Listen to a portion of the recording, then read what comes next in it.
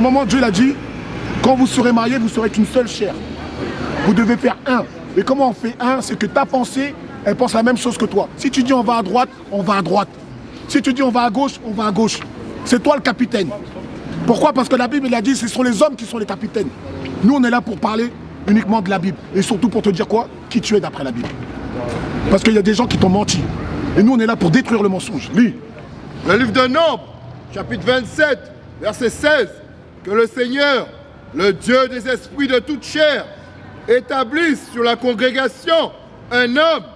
Qui établisse quoi? Un homme. Dieu l'a demandé sur sa congrégation. La congrégation, la première congrégation, c'est le foyer. Il a dit, c'est l'homme qui est le maître du foyer. C'est l'homme qui dirige. C'est lui qui est au gouvernail. C'est lui qui conduit. Mais aujourd'hui, les femmes, elles veulent aussi commander. Elles veulent rendre les personnes, les hommes efféminés, émotionnels. Ils veulent qu'on soit leur, entre guillemets, leur toutou. Mais non, Dieu, il a dit quoi? Le livre de Nombres, chapitre 27, verset 16.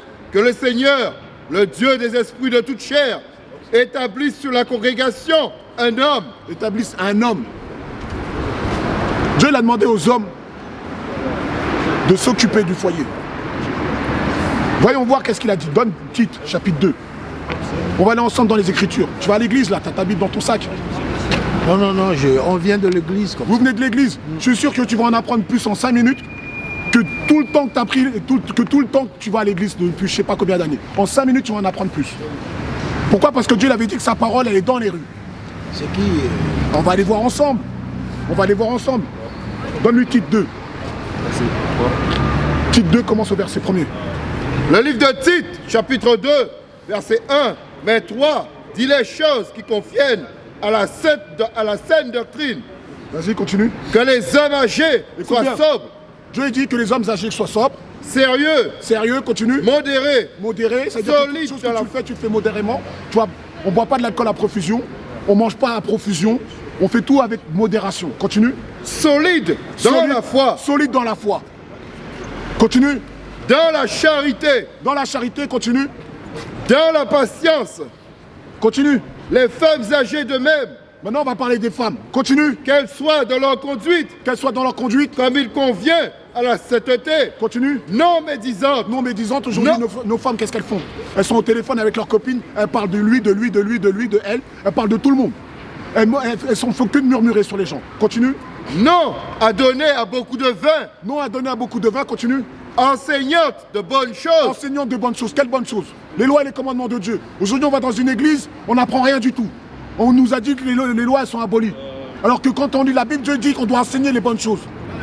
Les bonnes choses, ce sont les lois. Continue. Afin qu'elles puissent enseigner aux jeunes femmes à être modestes.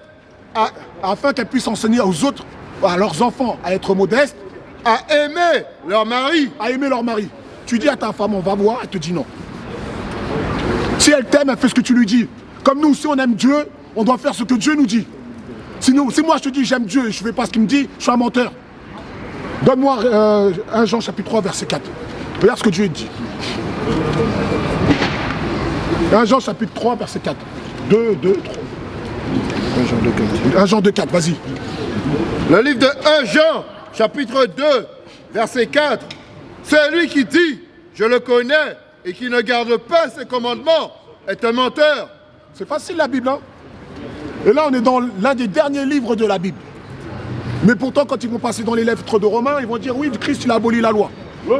Là, on nous dit quoi? On reprend le verset, celui qui dit qu'il le connaît. Beaucoup de personnes, ils disent je connais Dieu, j'ai pas besoin que tu m'enseignes. Donc si tu connais Dieu, j'ai pas besoin de te dire ce que tu dois faire. Lis. Le livre de 1 Jean, chapitre 2, verset 4. Celui qui dit je le connais et qui ne garde pas ses commandements est un menteur. Est un menteur. Dans les églises, on te dit, la loi est abolie, tu fais ce que tu veux. Mais seulement, ils vont garder une seule loi. Ils vont te dire, donne la dîme. Ils vont dire, les lois, elles sont abolies, mais ils vont te garder une seule loi, ils vont te dire, donne la dîme. C'est vrai ou pas? Hein? Mais la loi, elle est abolie. Hein? Mais Dieu l'a dit, celui qui dit qu'il le connaît, qui ne garde pas ses lois, ses commandements, est un menteur. Aujourd'hui, c'est quel jour? C'est le jour du Seigneur? Non. Aujourd'hui, c'est pas le jour du Seigneur. Le jour du Seigneur, c'était hier. Samedi. En espagnol, sabados. Sabbat. Comme mon frère tout à l'heure, il a bien exprimé pendant que tu n'étais pas là. C'est l'empereur Constantin qui a changé le jour du Seigneur, qui était du vendredi soir au samedi soir, au dimanche. Et quand vous allez à l'église le dimanche, vous êtes en train de faire quoi? Vous êtes en train d'adorer le soleil. En anglais, c'est Sunday. C'est-à-dire que vous êtes en train d'adorer le soleil. Et Dieu, dans Exode chapitre 20, il a dit, tu n'auras pas d'autre Dieu devant ma face. C'est-à-dire que la personne que tu dois adorer, c'est Dieu. C'est pas le soleil ou la lune ou les étoiles. Mais aujourd'hui, toi, quand tu vas à l'église, tu as vu, il te montre un gros soleil à l'église. Le Dieu des catholiques, c'est le soleil. Le Dieu des musulmans, c'est la lune. Tu vois, des croissants de lune, c'est la lune. Nous, on adore le Dieu du peuple d'Israël. Maintenant, je t'ai demandé d'aller où? Non. Maintenant, le frère, tu voulais savoir à quoi ressemble. C'est qui lui? Normalement, dans ton église, on devrait te le dire, c'est qui lui? Parce qu'ils t'ont dit, c'était qui lui? C'est qui lui? Lui, c'est qui là? C'est le Christ. C'est le Christ, c'est le sauveur. L'homme blanc, quand il va en Afrique, qu'est-ce qu'il fait? Il vient sauver des gens ou il vient les piller?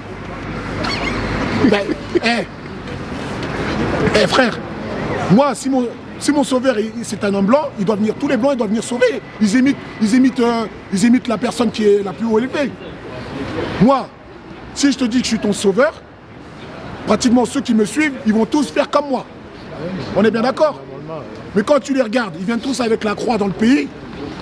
Oui, Jésus t'aime, Jean 3,16, Jean 3,16 dans ta tête en repeat.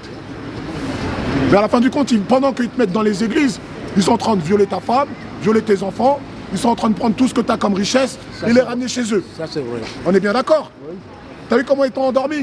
Ça, c'est vrai. Ça s'appelle un tour de magie. Ok? Donne-moi Jean 7,38. Écoute bien, frère. Le livre de Jean, chapitre 7, verset 38. Celui qui croit en moi, comme a dit l'Écriture. Dieu l'a dit, celui qui croit en moi, comme a dit l'Écriture. Celui qui croit en moi, comme a dit l'Écriture. Donc dans les Écritures, on aurait dû voir sa description à cet homme. On aurait dû le voir. Mais cette image-là, on l'a reçue comment?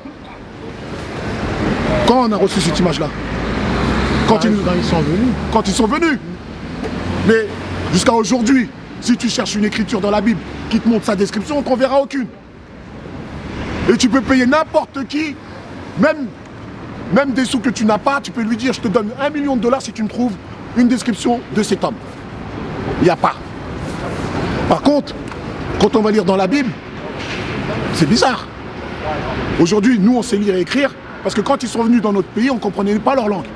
On ne savait ni lire ni écrire. Ok? Certainement, Jésus, nous, on l'appelait Yeshua. Tu vois? Ils sont venus en disant, c'est Jésus. On ne connaît pas. De quoi tu parles? Là, tu nous parles d'une personne qui est différente. Ils ont changé l'image, ils l'ont repris en blanc. Ils ont dit, voilà c'est qui, moi, notre sauveur. Voilà, c'est qui nous a donné toute cette force, cette puissance pour venir te piller. Tu vois, mon Dieu à moi, il est plus fort que le tien. Suis le mien. C'est ça qu'ils sont venus dire. On reprend le verset. Lis. Le livre de Jean, chapitre 7, verset 38. Celui qui croit en moi, comme a dit l'Écriture, de son ventre couleront des fleuves d'eau vive. De son ventre couleront des fleuves d'eau vive. Les eaux vives, c'est la connaissance. Parce que Dieu l'avait dit quoi? Jean 8, 32. Parce que Dieu l'avait dit quoi? Écoute bien. Le livre de Jean, chapitre 8, verset 32. Écoute bien. Et vous connaîtrez la vérité, et la vérité vous rendra libre. Quelle vérité? Que cet homme-là, c'est le plus grand des mensonges. C'est César Borgia, le fils du pape Alexandre VI. C'est un incestueux, c'est un meurtrier, c'est un homosexuel. Voici l'image de la personne que vous adorez tous les jours quand vous allez à l'église. C'est normal que tu vas maintenant dans une église, tu vois le pasteur, c'est un pédophile. Pourquoi? Parce que l'esprit de cette personne-là, elle est descendue sur tous ses disciples. Quand tu regardes à la télé, on t'entend. Oh, telle personne, elle a encore fait ça. Oh, telle personne, elle a encore fait ça. Oh, il couche avec la femme d'eux. Oh, t'entends que des mauvaises choses. Pourquoi? Parce que l'image qu'ils ont, ils ont absorbé l'esprit de cette personne-là.